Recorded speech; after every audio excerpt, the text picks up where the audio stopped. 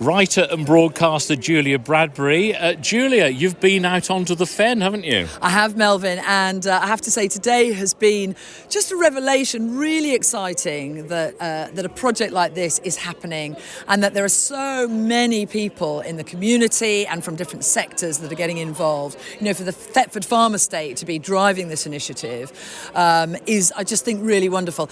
And when you're out there and I mean, one of the stats that I heard is that we've lost 14 feet of land. You know, the surface of the land would have been 14 feet higher 200 years ago. And then you start to think about other things that we've lost along with that. So the wildlife that's been lost, the peat that's been lost, that diversity, the biodiversity, fenland landscape and wetland landscape is so important.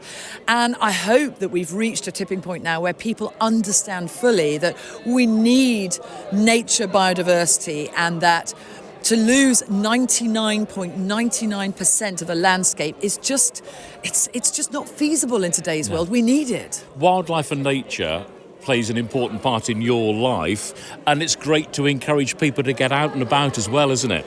It's hugely important, not just for me. I mean, it has been, it remains. I mean, you know, I always say that about walking. I always say walking has been my therapist, it's my best friend, and it's my outdoor gym. But amongst that, I include nature, vitamin N, as I call it. What we now know, and, you know, this is how we've evolved, is that nature is what we all need. We need it for our mental health. We need it for our physical health. There's so many studies now that are coming out saying time spent outside, you know, helps you think better. It helps you feel better emotionally. And we know, as I said, that there are these physical benefits as well. This is just a non-negotiable for humans. I think a lot of us got the benefit of that, ironically, during the pandemic, where we were getting out because it's all we could do. Yeah, I think there are a couple of interesting things. There's obviously there's been a terrible downward impact post COVID on people's health and mental health. But a couple of interesting stats that came out is that people began walking more, and a lot of people stuck with that. So it's a habit. A daily walk has become part of their life, which obviously I approve.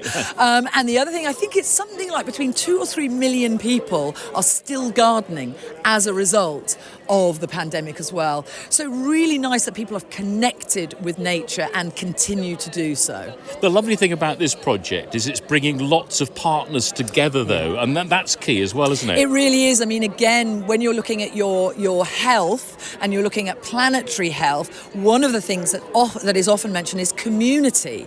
We as individuals don't survive very well on our own. You know, we die of loneliness. We need a community. We need what's called social fitness. And it's the same in the business community and the environmental community. We need to work together and we need to cooperate and we need to understand one another's points of view and really try and perhaps be a little bit malleable and understand, okay, well, you need that and I need that. Where do we meet in the middle? And that, again, is why this project is such a great example of one of the happening. key things is it's going to help the farming community because it'll be providing water.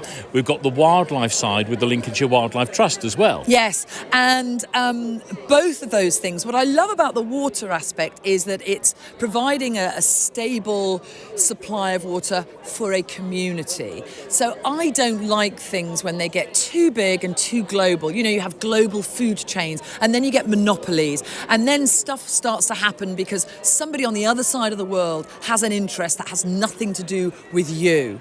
And that's where I think we see problems. To be able to supply water to a community, that has a real value because this community knows what they need, they know how that water can be used most efficiently, and you're not going to lose things in translation. We're not trying to ship this water to the other side of the world. We need it here, and there's a value to that. And from a wildlife perspective, we know, again, you know, to have all sorts of different fauna and flora and the bird life that will come back as a result of this new landscape, that is invaluable because we need those just for everything. I feel your passion. You love it, don't you? I love it, and I love to meet people like this who are genuinely working on a project from a good place with a good intention.